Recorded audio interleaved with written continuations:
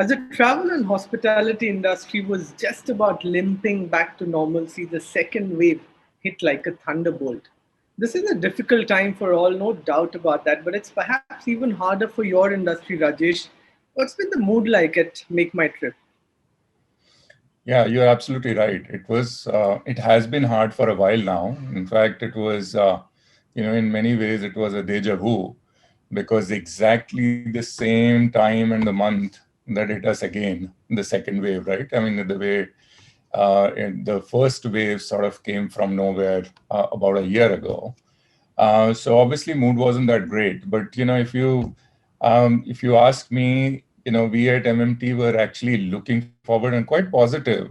We were quite positive and optimistic, seeing the momentum of the recovery that was happening in October, November, December quarter, even January, February. We were cruising along quite nicely. In fact, we just reported our results yesterday, and the JFM quarters results are a reflection of that, where we were able to see the overall travel segments, all segments recovering, good well into the 70s.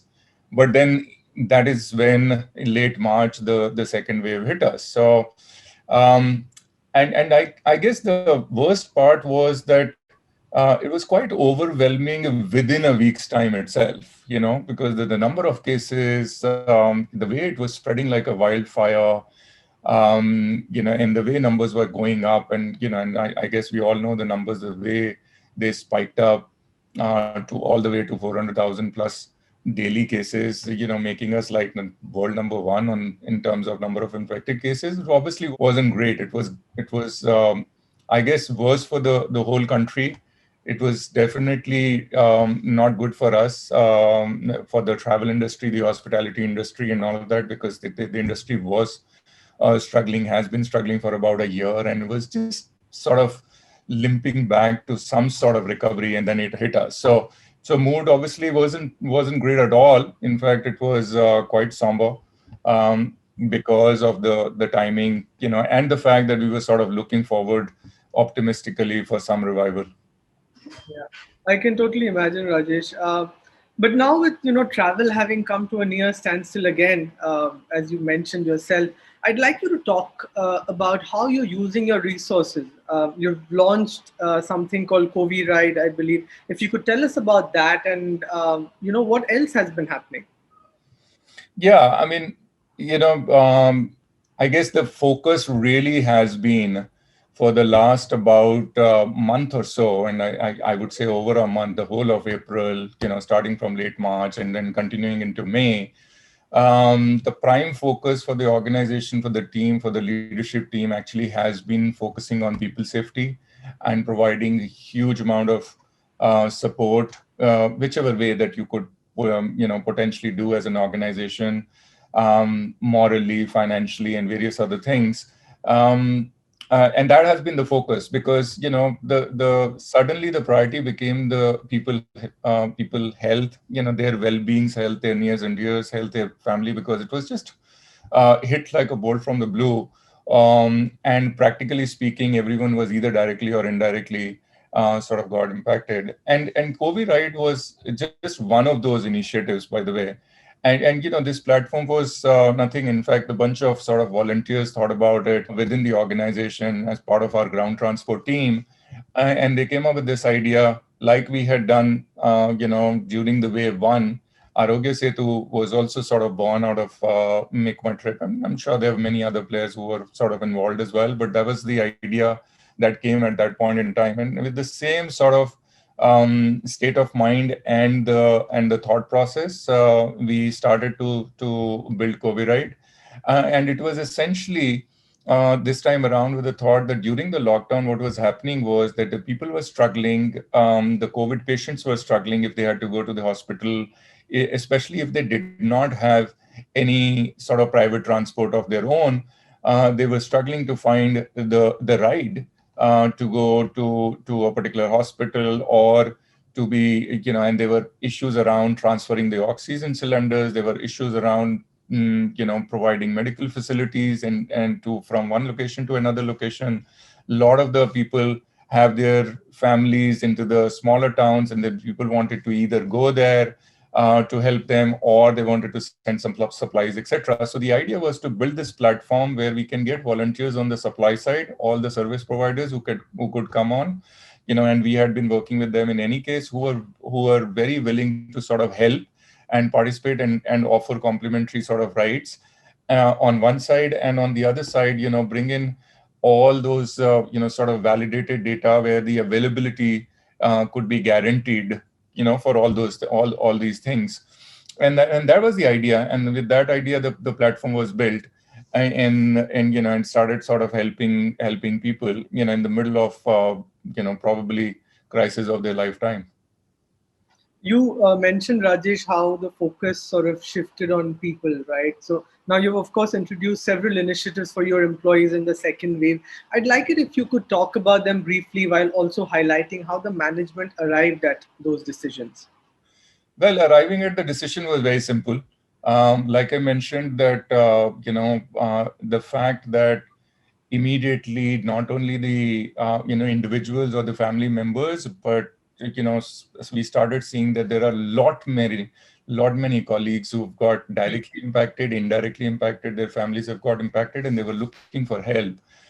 So the idea was very, very, the thought process was simple. Idea was to just, do whatever it takes to help people first.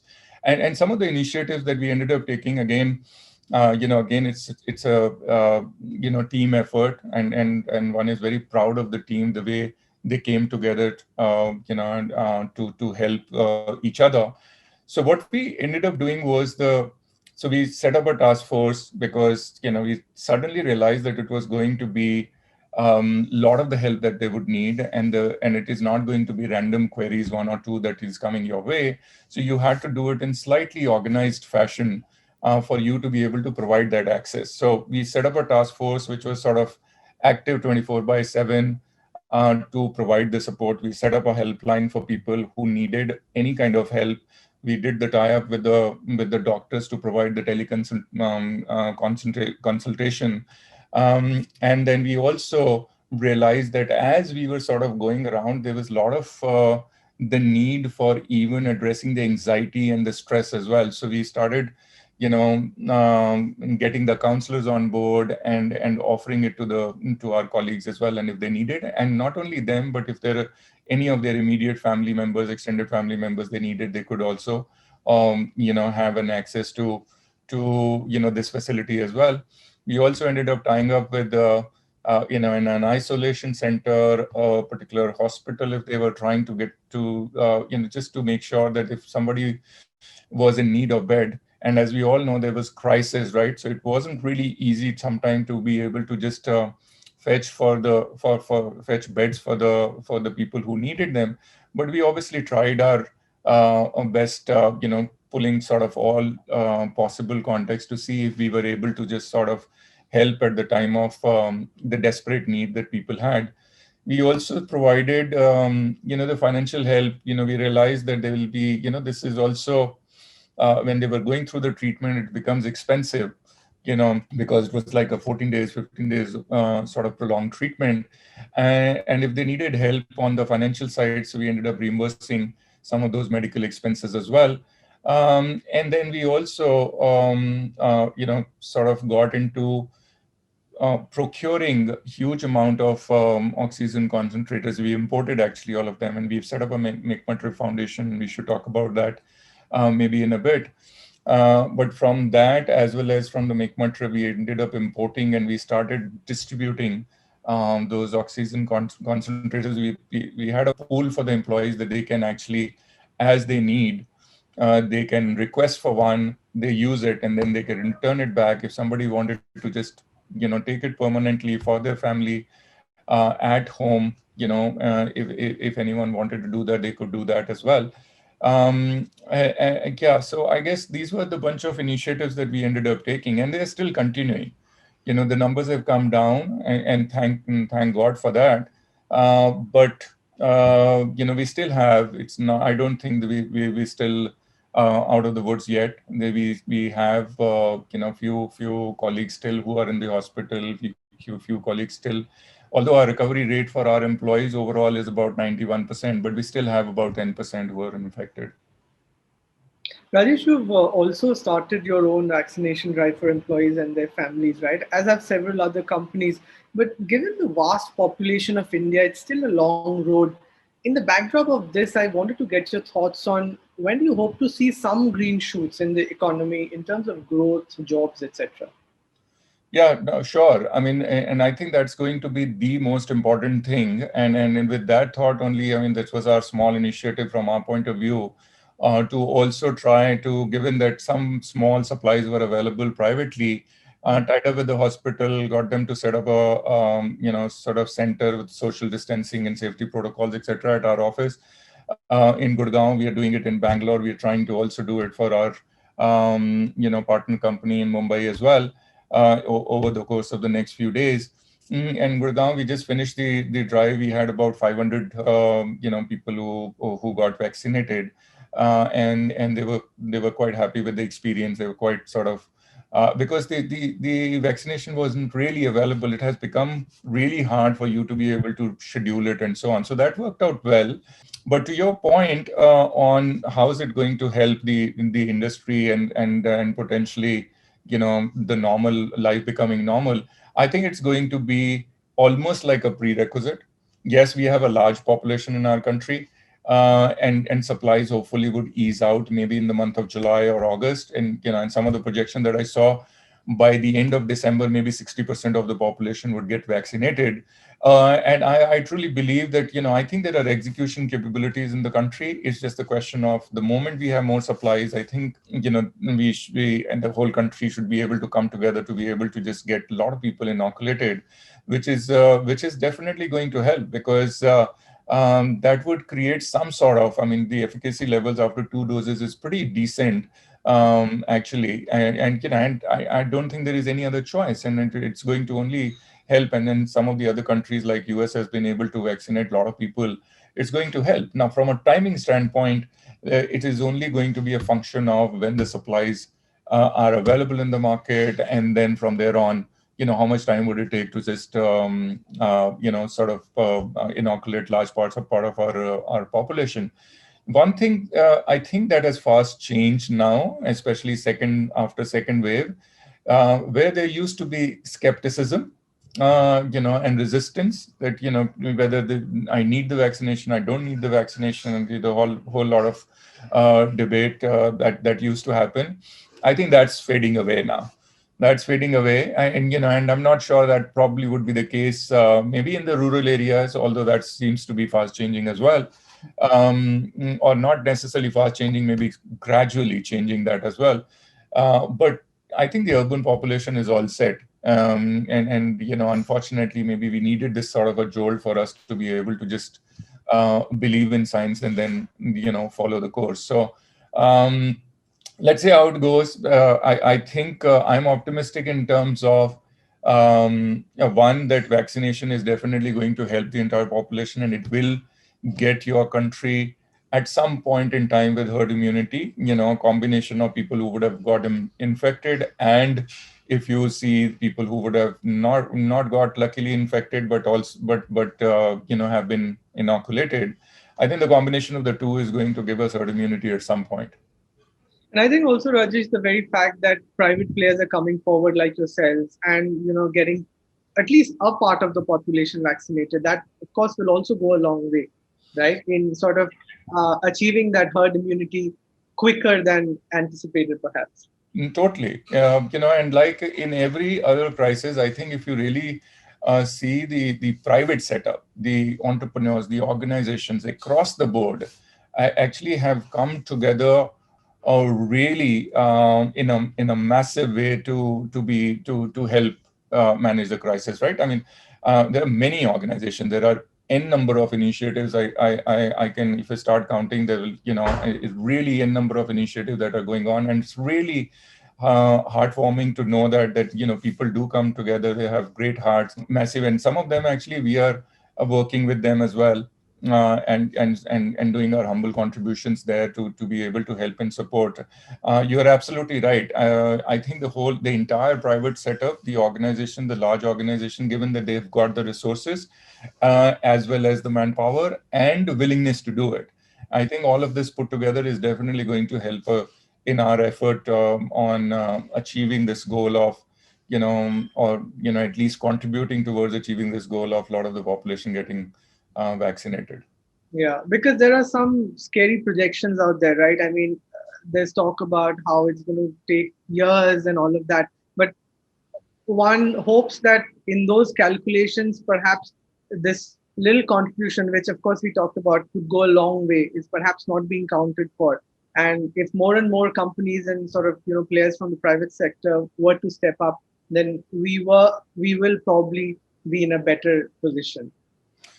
Most definitely, and more the merrier here. You need more hands, you need more resources, you need more people to come forward and be able to do it. It's just that all of this needs to happen in an organized sort of way, not necessarily in a disorganized manner. Given that the supply is limited, at least for now, and therefore it needs to be controlled in a fashion that there is no real wastage that happens. Yeah. But the contribution from all and sundries really is more than welcome, and that's definitely going to help. Now, Rajesh, I cannot not ask you when you see travel picking up again. Deep and you had spoken about revenge tourism during the first week. I want to know if you're still betting on that. Yeah, and we did speak about that, and we believed in it, and not only believed in it, we actually saw the glimpse of that right after the recovery post, the first wave, the aftermath of the first wave, the clear recovery, and we saw in the certain segments there was pent up demand, there was revenge buying, etc., or revenge travel happening. In fact, not necessarily only revenge travel, but also revenge buying in many other categories were happening as well. No, we continue to believe that, and we definitely think that will also happen. I think the difference will be that this time around, the impact on people has been severe. The number of deaths that have happened around you, the negativity around in the air in terms of all sorts of bad news, younger people losing lives, etc., which was not the case in wave one. Yeah. Given the total number of infected cases have gone through the roof, the absolute number of deaths have also gone up significantly. And I think that is going to have some impact. And then the healing process is going to take a little bit more time. So I think that now when the travel opens up, it's going to be essential travel. And by the way, even now essential travel is happening. And that was also another difference from the wave one and wave two, because wave one, the whole country was shut. Yeah. Wave two, the country is not shut, the state restrictions are in place, and people are traveling. And I think that's the right thing to do, because if you follow safety protocols, and people do have to reach out to their family members and all, you should be able to do that, right? Because otherwise that adds to another level of stress as well. So we have seen that essential travel continuing, and we will, as the recovery happens, I think that's going to go up. And once that the overall lot more population getting vaccinated, the news starts coming about that, and also the number of infections, daily infections, come down to a manageable level, let's say 10,000, 50,000 per day, which is sort of the prediction as well by maybe end of June, maybe pessimistically middle of July, if this trend continues. And then I think the people would start to come up, because the other reason why we believe that will also happen is that, as they say, right, the life has to go on. Life cannot not go on, right? So, and I think that will be the mindset, and the fact that there has been so much of stress, there has been so much of negativity in the air. You would want to have that break, otherwise, you actually, and people have the fear of falling sick because of other issues, right? So people have to break away. And the moment you try to do it, you would want to experience, you want to travel, you would want to just meet people and so on. So I think that'll happen. but it might take a little bit more time than probably what we saw after the wave one. What about the third wave, Rajesh? It seems like there is going to be one. So, concerns, challenges around that. No, I think I mean if you listen to the experts, and also if you really track some of the other countries, right? I mean, and it's we might choose to ignore it, but I think the pattern that we have seen in the other countries, we are almost following. We are just behind, maybe we're lagging behind, but we are following similar sort of pattern that some of the other countries have seen. So, if you continue to keep looking at it, and that's data, and data doesn't really lie, there is going to be a third wave at some point in time, right? I mean, one of the models that I saw was talking about a gap of about 30, 35 weeks between the second and the third wave. So there's going to be a breathing window where, things would settle down, and then there may be a third wave. In what shape and form the third wave comes in, I mean, at least what you're hearing right now and what you see some of the data in the other countries, it is not going to be as aggressive, as painful, as severe as the second wave has been. So the first wave, if it was mild to moderate, the second wave was severe, the third should be hopefully mild or super mild. And that's the hope, fingers crossed on that. Right. Now, Rajesh, it's obviously not an easy task to balance growth slash output and employees' well-being. Wanted to talk about how you all find that balance at MMT. It's a tough one. It's never easy. But what you got to do is to basically you know address the immediate situation in hand, right? So you can't not do it. And you probably worry about creating the balance, etc., maybe later. All what you need to do, so if the tsunami is there, all what you need to do is to react to that tsunami. I mean, if you have not been able to proactively stop that tsunami, right? And a lot of this is not in anybody's control. And if it is coming towards you, all what you need to do is to react to it, to act on it, and figure out what the real issues that you want to achieve. And like I mentioned earlier, the only issue the top of our mind was people's safety. And if people were at work, if they were not available, if they were not available for their regular work because there was either himself or herself or some of the family members or even the extended family member was impacted and the person was helping, we had full flexibility in the system for them to be able to do that. So, and during wave one, it was slightly different. We were able to optimize our resources and balance our resources, because one of the things that worked like a magic last time was the diverting the mind from this specific issue. And we had the advantage of not necessarily these many number of cases, not necessarily these many number of deaths, etc. But still there was a huge amount of negativity in the air. And then at that point in time, we were able to just put together some of the key projects that we wanted to do in the business that was going to help as we were recovering out of the pandemic.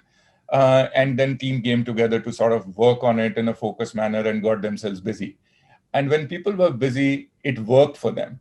And for the last month and a half, everybody has been going through like an overwhelming stress, if you will. And therefore it was very hard to focus on anything what you do from a work perspective. Obviously, we also have our responsibility to cater to our customers. The travel was still happening, and therefore obviously the functions and the teams were together.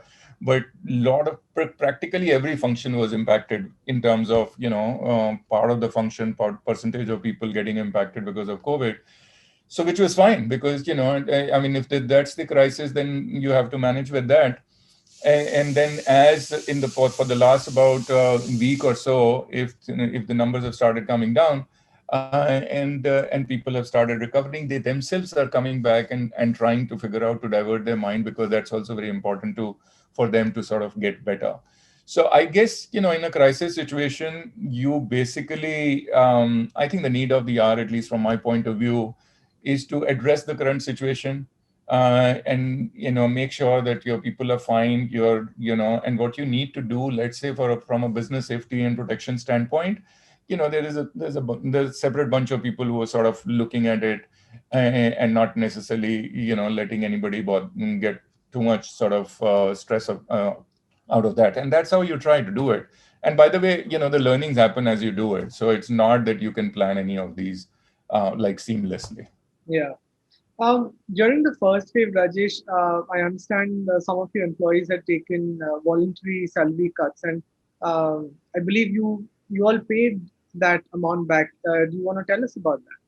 Yeah, no, absolutely happy to share that. I mean, yes, and we were grateful, and this is the culture of the organization, right? So that one huge amount of sort of validation yet again that has happened is that the culture that we've built over a period of time. It's just the people, the DNA culture of the company, as well as all of the people coming together is very, very humane. They all come together, they help each other, and they participate if there is a sort of an issue at the org level, etc. as well. And we were very grateful for about that, because we had too many volunteers who were actually, when suddenly the revenues had dropped by 95% post the first wave country lockdown. And when we were getting together trying to put some cost optimization effort, the people had come forward and they said we are ready to contribute, etc. Now, given that had happened, I mean, our thought process behind not only restoration. So first was restoration of their salary as the business started recovering. But in this, as part of this whole annual appraisal exercise, we thought that it would be sort of a great gesture from our point, from our side, while there may not be actually expectation. And after we released that everybody felt really good about it, that we should just all that money, there was a pay cut, then we should look at some ex gratia payment to make sure that that sort of gets paid back, and which is exactly what we ended up doing. And I think it was well received. And more than the money, to be honest, I think it's just the gesture. It's just the gesture that was very well received, and I think it's the only fair thing to do, and that's what we thought. And at least we've over the years, believed in having very fair people practices.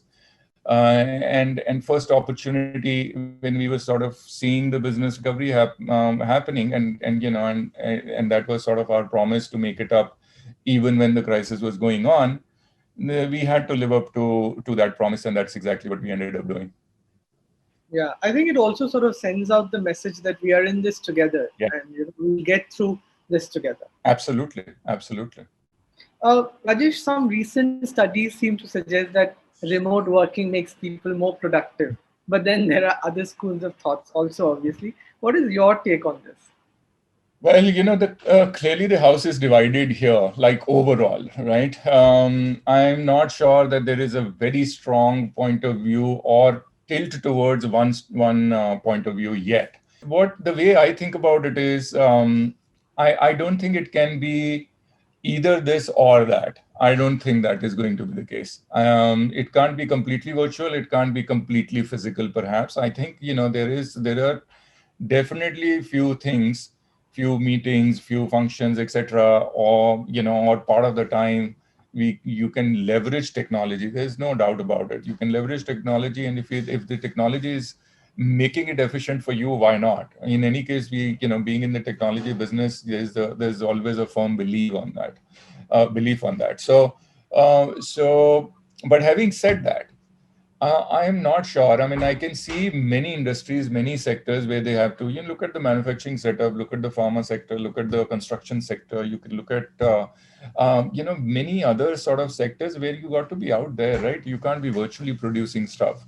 So it is therefore it's going to be, even in the technology world. I mean, even and maybe relatively speaking, there is a lot more stuff that can happen virtually. But if you start looking at even from people side, right? I mean, will they be able to sustain this completely working from home forever? I'm not sure, because I've spoken to many people. I mean, we keep discussing this is one of those hot topics that is always up for discussion. a lot of the people you would find in saying, listen, I'm missing office. I'm sick and tired. I really want to get back to office. I mean, and I think that is to do with being humans. We need to meet. We need to interact socially, and move around, and sort of not virtually, but at least be able to meet. And I know the shaking of hands has become like almost a bad thing these days. But maybe once things get back, that you really want to get back to that normal life, that there's a feeling around it, right? So I think it's going to be net. It's going to be hybrid. It is definitely going to be, all organizations, I think, undoubtedly would look at options where they are able to leverage technology more and more to make it even more efficient for them, and end up doing some sort of a hybrid, operating model, if you will. Um, Now, whether it's going to be 3 days working, or a 4 days working, or a 5 days working, or it's going to be, an alternative, different groups working at a different sort of days of the week, etc. All that, we will have to just actually first go into it, experiment, and then sort of realize. And right now, it's not even the time. I think let this whole crisis cloud, blows over, and then we should get back to the drawing board to see what can work and what can, and it could actually vary from company to company, and sector to sector as well. Yeah. I think right now, as you said, most people are focused on employee well-being and staying afloat, etc. Right? And after a point in time, people will start experimenting more aggressively, perhaps, and then come to whatever fits best, for their companies. Also, the sense, Rajesh, I've been getting is even people who want to go almost completely remote, they want to keep certain offline touch points because that's where you sort of build trust and chemistry within a team. Through the pandemic, of course, people have hired and stuff like that, and those people have their own set of insecurities and anxieties, etc. And there's only that much you can address through, let's say, a Zoom call or a video call or whatever. Right? No, you're absolutely right. I'll tell you another thing. I don't think it's being talked about a lot. But in many ways, the boundaries at home and boundaries at work are getting blurred increasingly.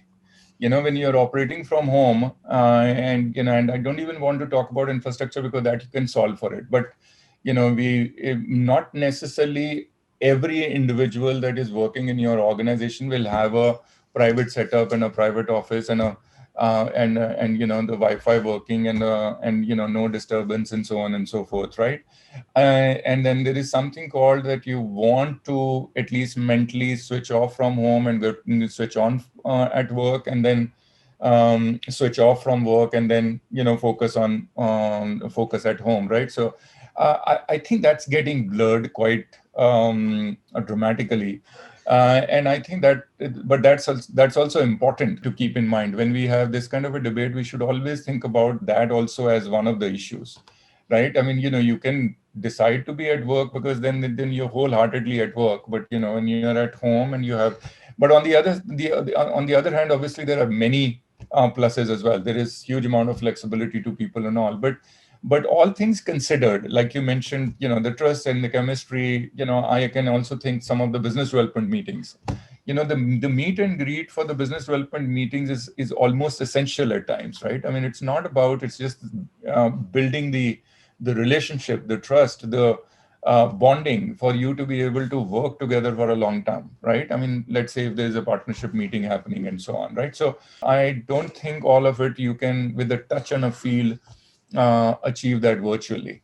And therefore, I don't really see. And I also feel, people would want to feel normal, right, at some point in time. I know, it's a good thing to probably, or the term that's being extensively used is what's the new normal? What's the new normal? And people are trying to struggle and find what's the new normal. But and maybe after a year, when everything is over, you might want to just go back to whatever was the original normal life as well, in some shape or form. But I do think, having said all of this, although personally speaking, I miss my office quite a bit, and I do desperately want to go back to office.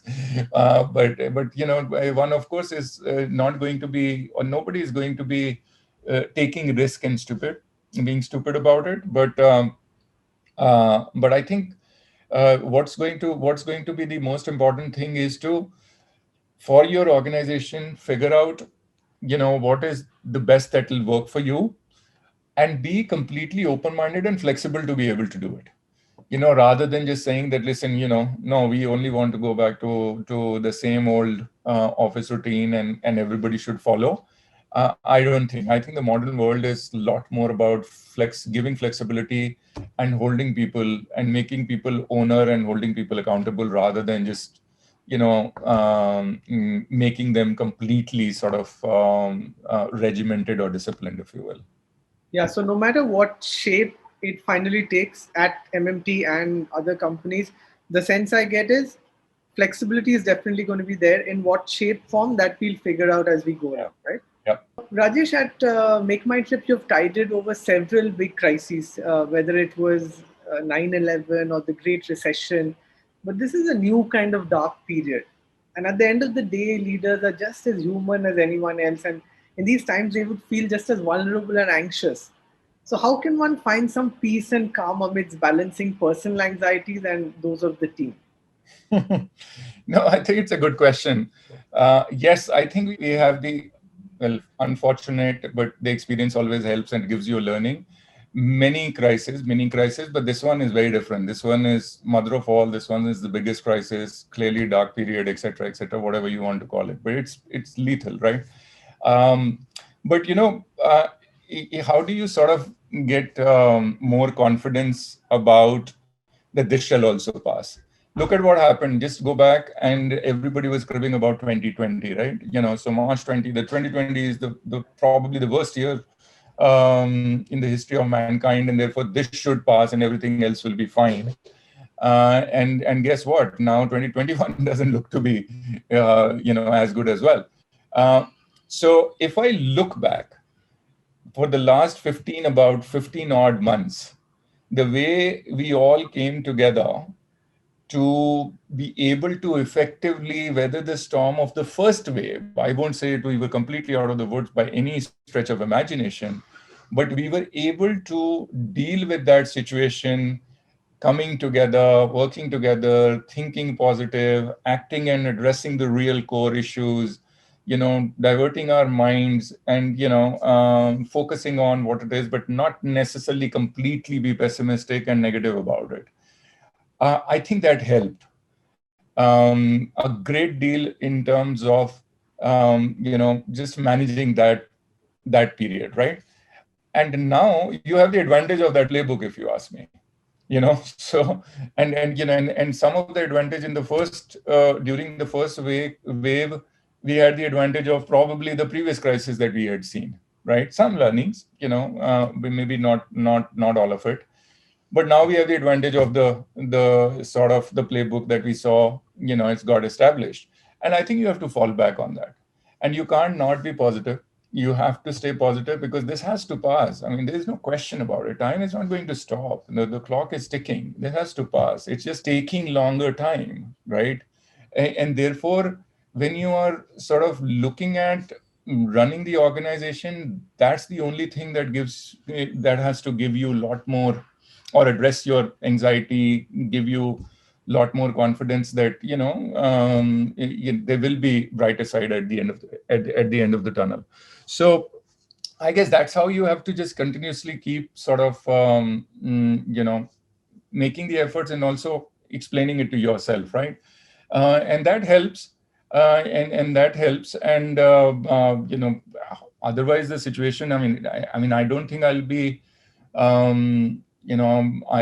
I'll be completely honest if I would say that it wasn't disturbing for me personally. I wasn't anxious. Of course you're a human being, right? At the end of the day, there will be a level of anxiety, and there will be a level of, and this time around, given that it was overwhelmingly negative and people losing lives and all, like I said in the beginning, it was disturbing. There's no question about it. And even in your extended family and all that, you will see people struggling and in some cases losing etc. as well. So it has to be disturbing, right? But all in all, I think the positive thought process, the positive thinking, and the fact that when you look back and you've seen that you same similar thought process was there even in the 15 months ago, gives you strength to be able to navigate this one as well. So I don't think that really has been the concern. And one has one I the way I look at it, you are in a situation, you have to deal with it. You can't not deal with it. So you rather act and deal with it, than thinking negatively and feeling depressed about it. And as you said, there is always light at the At end of the end of the tunnel, absolutely. Yes, I think that's a good note to end on. Rajesh, thank you for taking the time out and joining us on the show. We really appreciate it. Thank you for